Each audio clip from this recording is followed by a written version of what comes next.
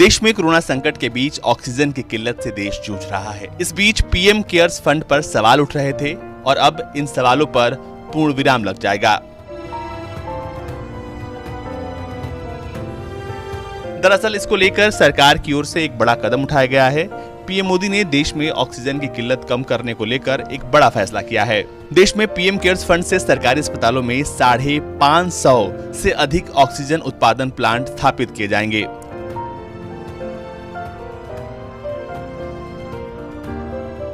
PMO की ओर से जानकारी दी गई है कि पीएम मोदी ने देश में पीएम केयर्स फंड से 551 मेडिकल ऑक्सीजन बनाने वाले प्लांट को मंजूरी दे दी है। पीएमओ ने बताया है कि अस्पतालों में ऑक्सीजन की उपलब्धता को बढ़ाने की दिशा में पीएम मोदी की दिशा निर्देश के अनुरूप पीएम केयर्स फंड से सार्वजनिक स्वास्थ्य सुविधाओं के अंदर 551 समर्पित चिकित्सा ऑक्सीजन उत्पादन संयंत्रों की स्थापना के लिए धन के आवंटन के लिए सैद्धांतिक मंजूरी दी है।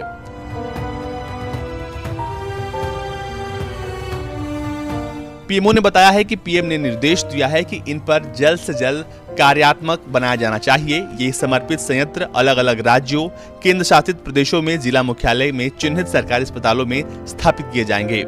खरीद स्वास्थ्य और परिवार कल्याण मंत्रालय के माध्यम से ये सब कुछ होगा। पीएमओ ने आगे बताया है कि जिला मुख्यालय में सरकारी अस्पतालों में पीएसए ऑक्सीजन जनरेशन प्लांट स्थापित करने के लिए पीछे मूल उद्देश्य सार्वजनिक स्वास्थ्य प्रणाली को और मजबूत करना है और ये सुनिश्चित करना है कि इनमें से हर अस्पताल में कैप्टिव ऑक्सीजन पीढ़ी की सुविधा हो। पीएमओ ने बताया है कि in house captive oxygen generation सुविधा इन अस्पतालों और जिलों की दिन प्रतिदिन की मेडिकल ऑक्सीजन जरूरतों को पूरा करेगी। इसके अलावा तरल चिकित्सा ऑक्सीजन कैप्टिव ऑक्सीजन पीढ़ी के लिए टॉप अप के रूप में काम करेगी।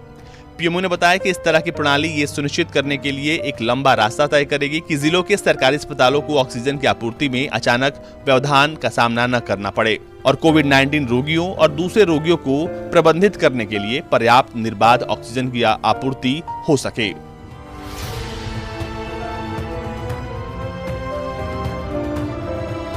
पीएमओ के बयान के अनुसार in house captive oxygen generation की सुविधा इन अस्पतालों और जिलों की दिन प्रतिदिन की मेडिकल ऑक्सीजन जरूरतों को पूरा करेगी।